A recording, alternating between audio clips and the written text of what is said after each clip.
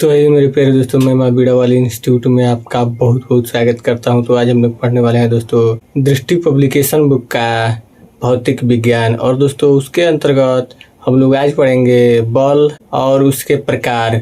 तो आइए दोस्तों पढ़ते हैं। तो आइए दोस्तों सबसे पहले देखते हैं बल। तो आइए दोस्तों देखते हैं कि बल किसे कहते हैं।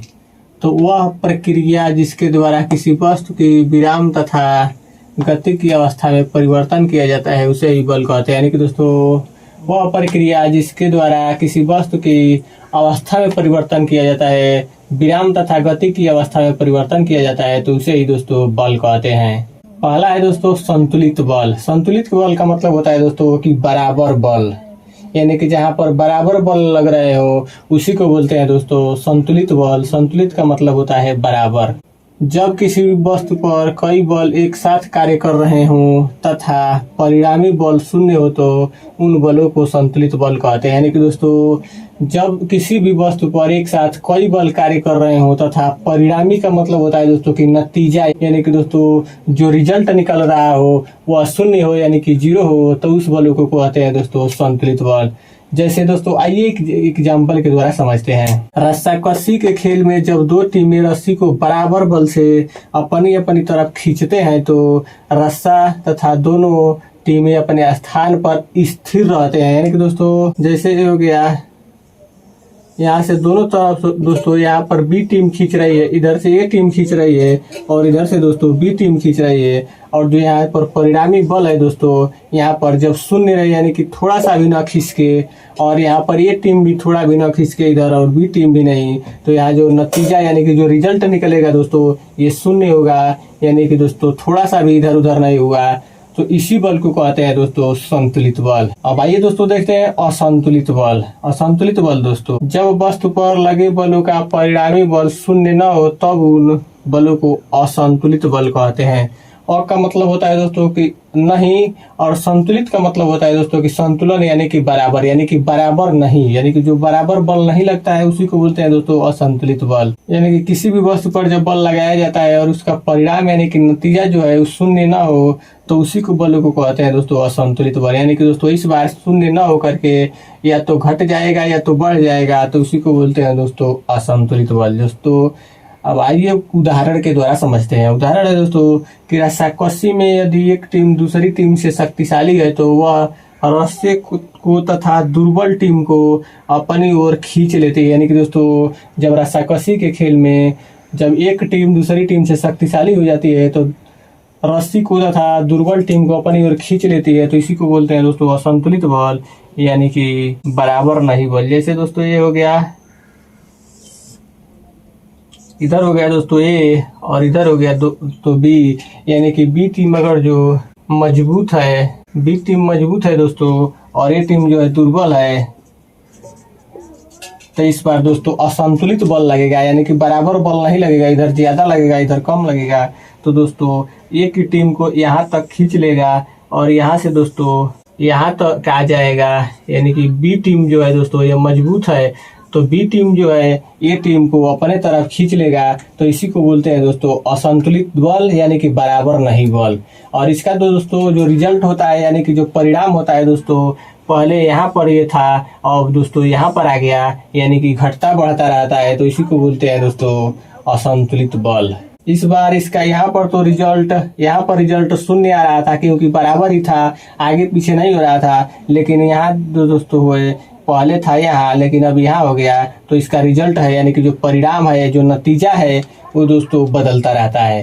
तो उम्मीद करता हूँ दोस्तों कि आपको समझ में आया होगा। अब आइए दोस्तों आगे पढ़ते हैं। तो आइए दोस्तों अब आगे देखते हैं। अगला है दोस्तों न्यूटन के गति के नियम। न्यूटन ने सन 1686 में अपनी प्रसिद्ध पुस्तक प्रिंसिपिया में गति के 3 नियमों का वर्णन किया, उसे ही न्यूटन के गति के नियम कहा जाता है। यानी कि दोस्तों न्यूटन ने सन 1686 में अपनी प्रसिद्ध पुस्तक जो प्रिंसिपिया लिखा था उसी में दोस्तों गति के 3 नियमों का वर्णन किया था।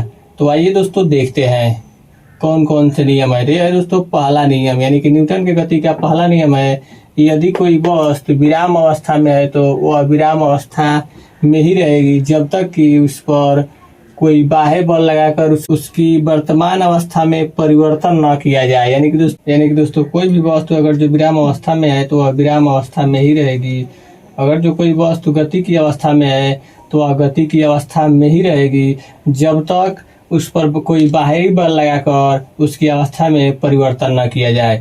दूसरा नियम है दोस्तों, किसी वस्तु पर लगाया गया बल उस वस्तु के द्रव्यमान तथा उस वस्तु में बल की दिशा में उत्पन्न त्वरण के गुणनफल के अनुक्रमानुपाती होता है। यानी कि दोस्तों किसी भी वस्तु पर लगाया गया बल उस वस्तु के द्रव्यमान यानी कि भार तथा वस्तु में बल की दिशा में उत्पन्न त्वरण यानी कि दोस्तों किसी भी दिशा में अगर किया जाता है तो उसी से उत्पन्न त्वरण के गुणनफल के अनुक्रमानुपाती होता है। यानी कि दोस्तों जो बल होता है F बराबर m यानी कि मास यानी कि द्रव्यमान इंटू त्वरण, यानी कि दोस्तों ये इसी को बोलते हैं F बराबर ma। इसी से जो फार्मूला F बराबर ma आया है दोस्तों वह न्यूटन के गति के दूसरे नियम से आया है।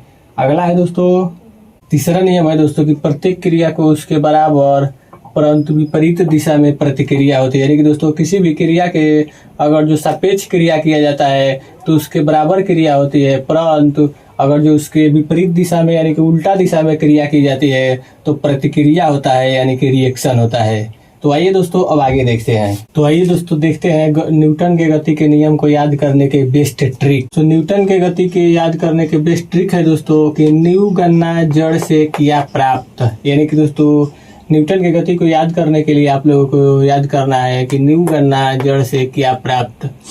न्यू गणना से हो जाएगा दोस्तों न्यूटन की गति के नियम, जड़ से हो जाएगा दोस्तों जड़त्व, से हो जाएगा दोस्तों संवेग और किया प्राप्त से हो जाएगा दोस्तों क्रिया प्रतिक्रिया का नियम। तो आइए दोस्तों अब पढ़ते हैं जड़त्व, यानी कि अब पढ़ेंगे दोस्तों जड़त्व के बारे में। तो आइए दोस्तों पढ़ते हैं, अगला पढ़ेंगे दोस्तों जड़त्व। तो आइए दोस्तों जड़त्व की परिभाषा जानते हैं। किसी वस्तु की वह प्रवृत्ति जिससे स्वयं वह वस्तु अपनी विराम तथा गति की अवस्था को नहीं बदलती जड़त्व कहलाता है। यानी कि दोस्तों किसी वस्तु की वह प्रक्रिया या प्रवृत्ति जिससे स्वयं वह वस्तु अपनी विराम तथा गति की अवस्था को नहीं बदलती है उसी को बोलते हैं दोस्तों जड़त्व। जड़त्व के दोस्तों दो प्रकार होते हैं, पहला है दोस्तों विराम का जड़त्व और दूसरा होता है दोस्तों गति का जड़त्व। विराम का जड़त्व का मतलब होता है दोस्तों की स्थिर अवस्था और गति का जड़त्व का मतलब होता है दोस्तों की गति की अवस्था। तो आइए दोस्तों अब देखते हैं कि विराम का जड़त्व किसे कहते हैं। तो पहला है दोस्तों विराम का जड़त्व। यदि कोई वस्तु विराम अवस्था में है तो वह विराम अवस्था में ही रहेगी जब तक कि उस पर कोई बाह्य बल लगाकर उसकी विराम की अवस्था को बदल नहीं दिया। यानी कि दोस्तों कोई भी वस्तु अगर जो विराम की अवस्था में है तो वह विराम की अवस्था में ही रहेगी जब तक कि उस पर कोई बाह्य बल लगाकर उसकी विराम की अवस्था को बदल नहीं दिया जाए। जैसे दोस्तों आइए उदाहरण देखते हैं।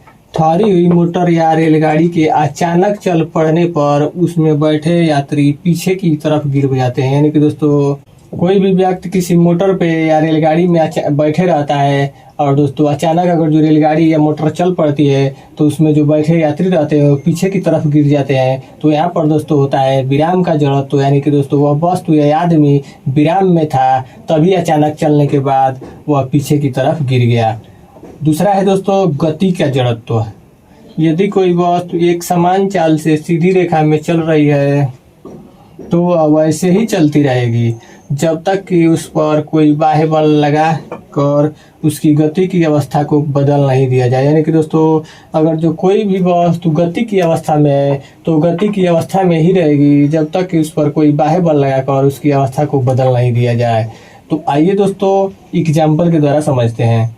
लंबी कूद कूदने वाला खिलाड़ी कूदने से पहले तेज दौड़ता है। यानी कि दोस्तों जो लंबी कूद कूदने वाला खिलाड़ी होता है वह कूदने से पहले तेज दौड़ता है, यानी कि तेजी के साथ दौड़ता है और जैसे ही रुकने की कोशिश करता है दोस्तों वैसे ही वो कूद जाता है, यानी कि दोस्तों आगे की तरफ चला जाता है। तो इससे ये मतलब हुआ दोस्तों कि जो वस्तु पहले से गति अवस्था में है अगर जो रुकने की कोशिश करती है तो वह नहीं रुकेगी बल्कि वह आगे की तरफ चली जाएगी। तो इसी को बोलते हैं दोस्तों गति का जड़त्व। तो उम्मीद करता हूँ दोस्तों कि आपको समझ में जरूर आया होगा। तो दोस्तों आज बस यहीं तक, फिर मिलते हैं अगले दिन ऐसे ही बेसिक क्लास के साथ। धन्यवाद।